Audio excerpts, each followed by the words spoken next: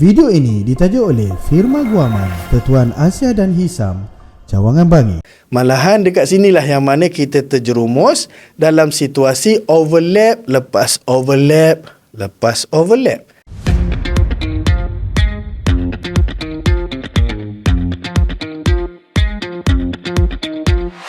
Hutang baik lawan hutang jahat. Mana lagi tinggi, mana lagi rendah?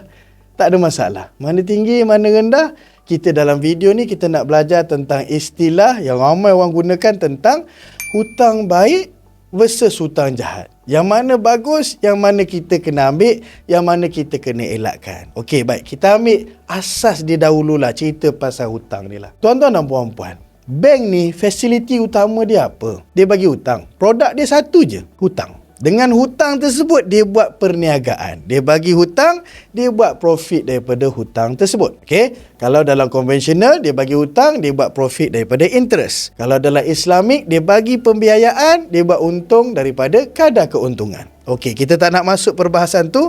Kita lihat lebih kepada fasiliti yang disediakan.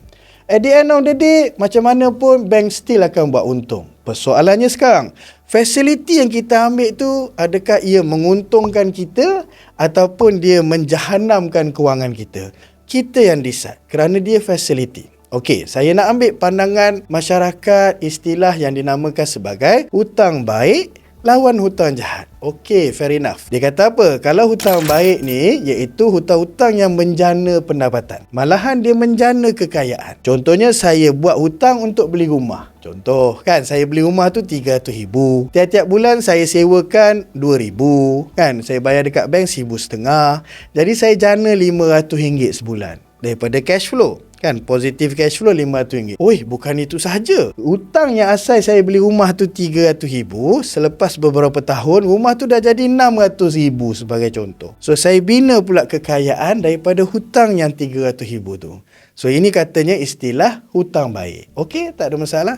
Ada yang hutang baik dia gunakan personal loan, contoh dia buat bisnes. Kan, dia buat personal loan 50,000. Dia buat bisnes, dia bayar bulan-bulan personal loan 1,500, tapi dia jana pendapatan sebanyak RM3,000. Cantik? So dia buatlah dapat untung 1,500. Habis tu kalau hutang jahat macam mana pula?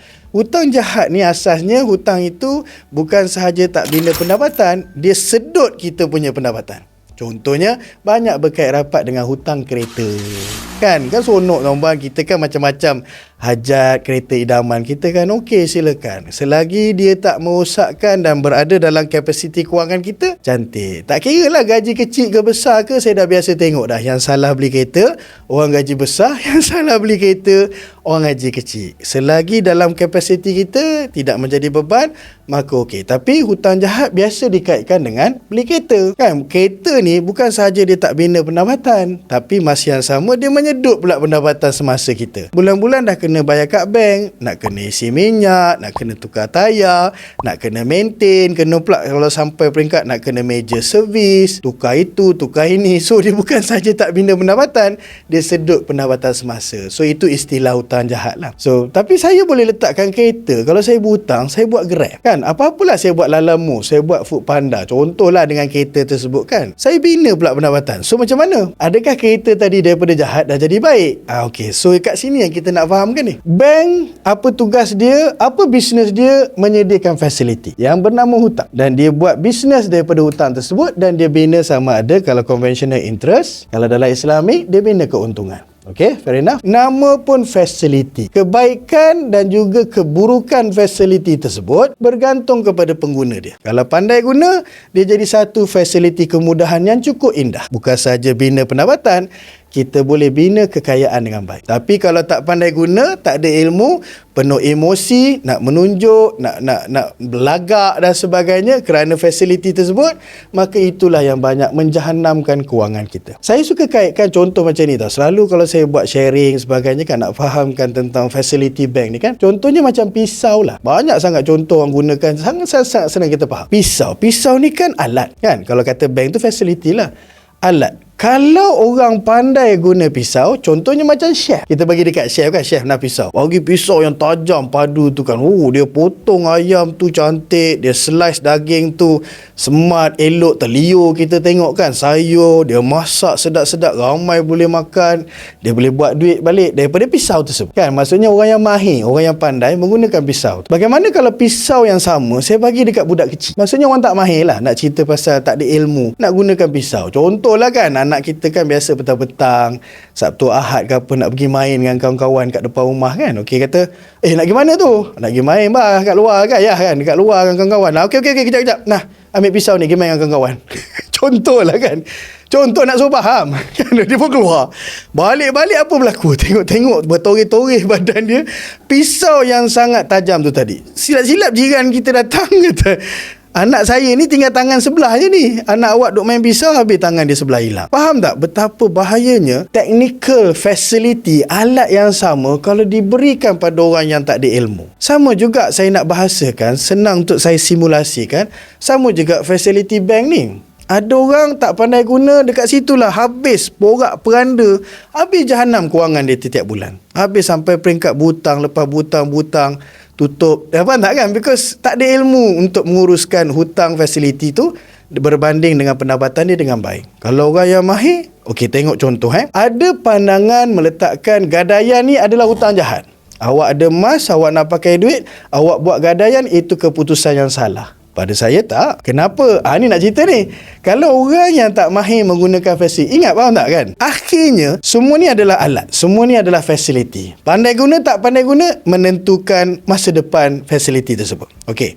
Ada orang dia pergi kat Ar-Rahnu, dia bawa emas dia sikit nak pakai duit kan? Okey. Dia pun letak pajak dekat Ar-Rahnu sebanyak RM10,000 dia dapat cash. So, Ar-Rahnu akan charge apa? Upah simpan.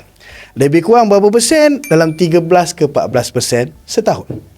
So dia pun bayar kan, bayar penat. Aduh, nak bayar balik apa dia punya pajakan, nilai pajakan tu campur upah simpan. Dia rasa sakit, dia penat sampai peringkat duit yang dia dapat RM10,000 tadi pula, bukan saja dia tidak bina pendapatan, dia pergi belanja habis pula. Contohnya, balik kampung, bawa keluarga semua pergi bercuti, pergi pulau perhentian. Tak okey ke sir? Okey, silakan. Keluarga kita nak tengok dia orang bahagia apa semua kan. Tapi kena ready. Duit tersebut bukan duit yang kita dapat bonus ke, untung ke, pendapatan ke. Tidak, duit yang kita berhutang.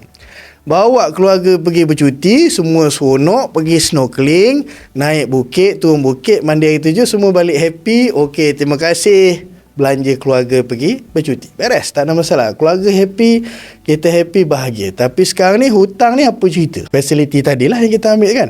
So kita kena membayar balik kita punya nilai pajakan campur dengan upah simpan. Jadi pajakan campur upah simpan, bayar balik kita penat. Tiap-tiap bulan, aduh tak cukup lah nak kejar balik. Malahan dekat sinilah yang mana kita terjerumus dalam situasi overlap lepas overlap lepas overlap.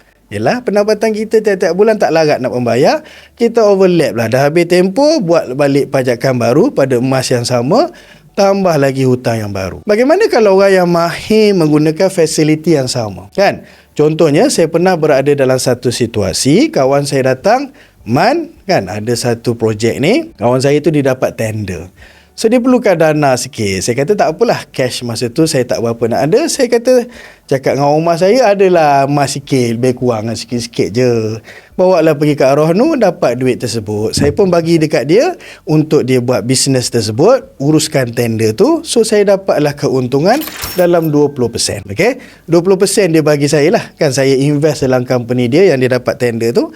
So dia buat supply apa semua selesai, dah dapat bayaran balik, dia release kat saya pokok investment saya tambah 20%. Jadi saya ambil pokok tu tadi buat tebus saya punya pajakan tersebut dan juga bayaran upah simpan lebih kurang 13%. So at the end of the day, berapa saya buat? Saya buat lebih kurang 7%. Faham tak tuan-tuan? Saya cuba nak bawa kepada satu perspektif berfikir, sama-sama kita melihat sudut yang pada akhirnya hutang namanya hutang dan dia boleh jelma dalam keadaan baik Dan dia boleh jelma dalam keadaan yang jahat lah.